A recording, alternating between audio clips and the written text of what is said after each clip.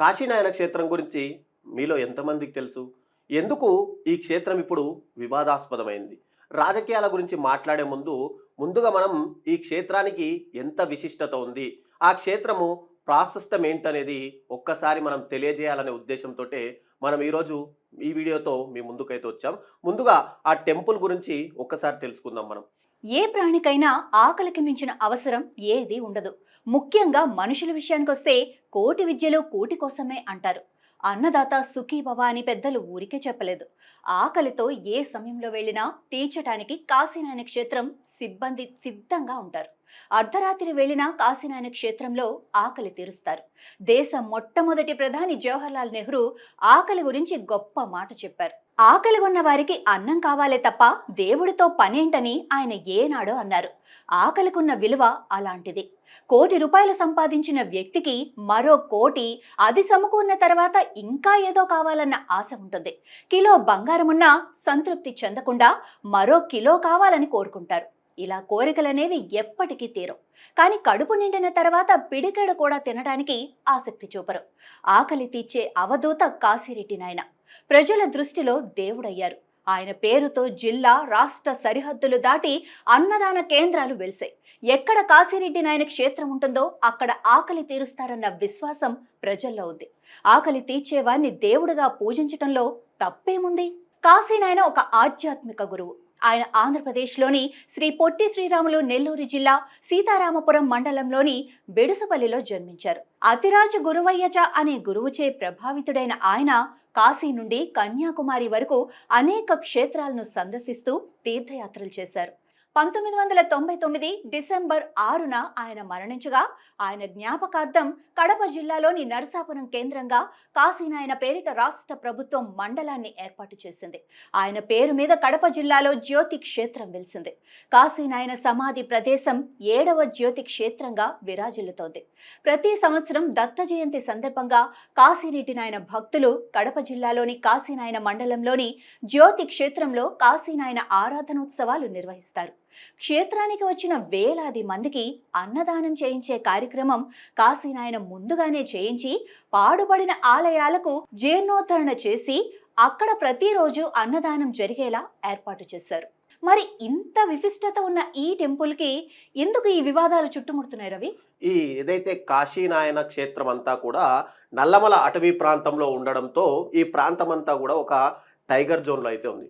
అయితే నల్లమల అటవీ ప్రాంతంలోని బద్వేల్ కావచ్చు, పోరిమామిళ్ళ కావచ్చు, లేదంటే కాశీనాయన సిద్ధవటం వరకు ఉన్న ఏదైతే అటవీ ప్రాంతం ఉందో అదంతా కూడా టైగర్ జోన్ ఏరియా అని చెప్పి అటవీ శాఖ అధికారులు అయితే అంటున్నారు. అయితే ఇక్కడకు భక్తులు తండోపతండాలుగా అంటే ఎక్కువ మొత్తంలో వస్తుండడంతో ఎటువంటి అపాయం వాళ్ళకు జరగకుండా ఉండేందుకు ఇక్కడ ఉన్నటువంటి ఏదైతే సత్రం ఉందో దాన్ని ఇమ్మీడియట్గా ఖాళీ చేయాలని చెప్పి అటవీ శాఖ అధికారులు అయితే సూచిస్తున్నారు. అయితే ఇక్కడ సెక్యూరిటీ రీజన్స్ రీత్యా మనం నిజంగా మాట్లాడుకుంటే కనుక అటవీ శాఖ అధికారులు చెప్పినటువంటి దాన్ని బట్టి చూస్తే టైగర్ జోన్లో ఇది ఉంది కాబట్టి తప్పనిసరిగా ఇక్కడ నుంచి దేవాలయాన్ని తరలించాలని చెప్పి వాళ్ళు చెప్తున్నారు. అయితే ఇక్కడే మెయిన్గా మనం చూసుకుంటే కనుక ఇప్పటికే ఏదైతే అటవీ శాఖ అధికారులకు సంబంధించి ఒక్కసారి వీటిని కూల్చివేస్తూ వచ్చారు.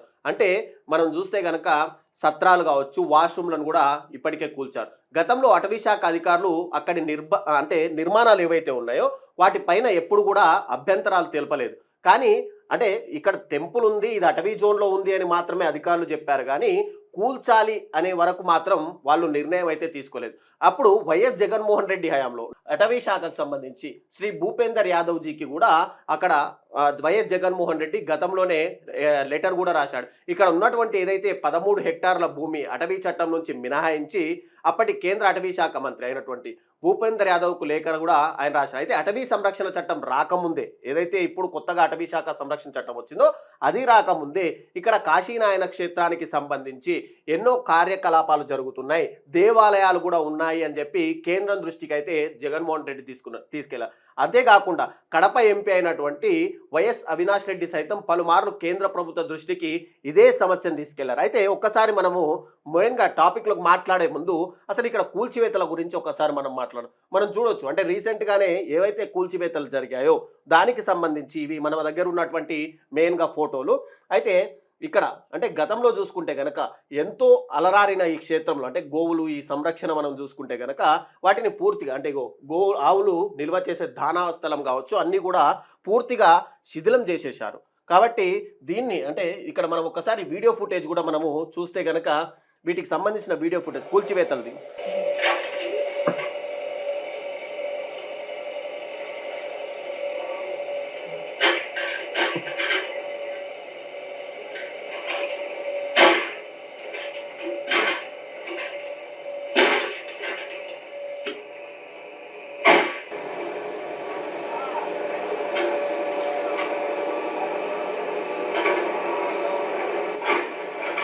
ఎస్, గ్రామస్తులంతా కూడా అక్కడికెళ్ళి దాన్ని కూల్చివేయొద్దు అంటూ కూడా రిక్వెస్ట్ చేసిన దృశ్యాలను మనం ఇక్కడైతే చూడొచ్చు.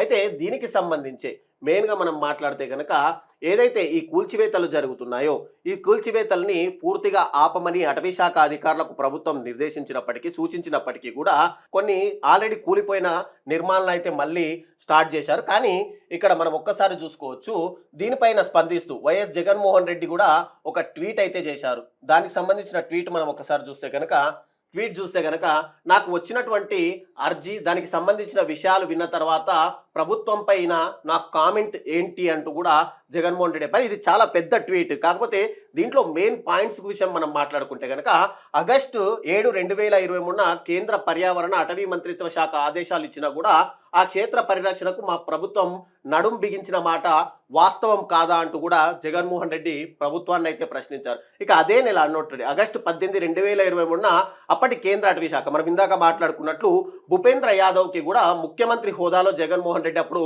లేఖ రాసి కాశీనాయన క్షేత్రం ఉన్నటువంటి 12.98 హెక్టార్ల ఏదైతే భూమి ఉందో అటవీ శాఖ నుంచి పూర్తిగా మినహాయించి అది అక్కడ క్షేత్రానికే అందించే విధంగా చర్యలు తీసుకోవాలంటూ కూడా ఆయన అటు కేంద్రాన్ని కూడా విన్నవించుకున్నారు. టోటల్గా సంబంధించి కూడా చూస్తే కనుక అయితే ఈ ఇష్యూ మీద అంటే గతంలో ఏదైతే ప్రభుత్వాలు చేశాయో ఆ విషయాన్ని కూడా ప్రస్తావిస్తూనే ఇప్పుడు ప్రభుత్వం ఈ కూల్చివేతలకు దగ్గరుండి ప్రోత్సహిస్తుంది అనే విధంగా కూడా జగన్మోహన్ రెడ్డి అయితే ట్వీట్ చేశారు. ముఖ్యంగా మరి ఇంత విశిష్టత ఉండి ఇన్ని కూల్చివేతలు జరిగాక ఇదంతా ఓకే, దీనికి పవన్ కి ఏంటి ఇష్యూ? పవన్ ఎందుకు లాగుతున్నారు ఇందులో? ఎస్, దీంట్లో ఒక చిన్న విషయం మనం మాట్లాడుకోవాలి. మాది ముందుగా ఏంటంటే ఏదైతే టెంపుల్స్ మీద ఇక్కడ బుల్డోజర్లు వెళ్ళి మరీ కూల్చివేతలు స్టార్ట్ అయ్యాయో అప్పటి నుంచి కూడా మనం సోషల్ మీడియా వేదికగా కూడా పవన్ కళ్యాణ్ పైన మీమ్స్ తయారు చేయడం కానీ పవన్ కళ్యాణ్ని ప్రశ్నించడం కానీ సామాన్య ప్రజలతో పాటు రాజకీయ నాయకులు కూడా చేస్తున్నారు. దీనికి ముఖ్య కారణం ఏంటంటే ఎప్పుడైతే తిరుమల లడ్డూకు సంబంధించి వివాదం మొదటిగా తెరపైకి వచ్చిందో అప్పుడు పవన్ కళ్యాణ్ అకస్మాత్తుగా అంటే గతంలో చెగువీరాయే నాకు ఆదర్శం అని చెప్పినటువంటి పవన్ కళ్యాణ్ తిరుమల లడ్డూ ఇష్యూ తర్వాత పూర్తిగా నేను సనాతన ధర్మ వ్యక్తిని, సనాతన ధర్మాన్ని కాపాడడానికే నేను బయటికి వచ్చాను, నా హిందూ ధర్మ పరిరక్షణ బోర్డు అంటూ కూడా సపరేట్గా ఏర్పాటు చేయాలి అంటూ కూడా పవన్ కళ్యాణ్ తిరుపతి వేదికగా భారీ బహిరంగ సభలో అంటే స్పీచ్ ఇస్తూ కార్నర్ మీటింగ్లో కూడా ఆయన అటు హిందూ ధర్మాన్ని ఉద్దేశించి మాట్లాడారు.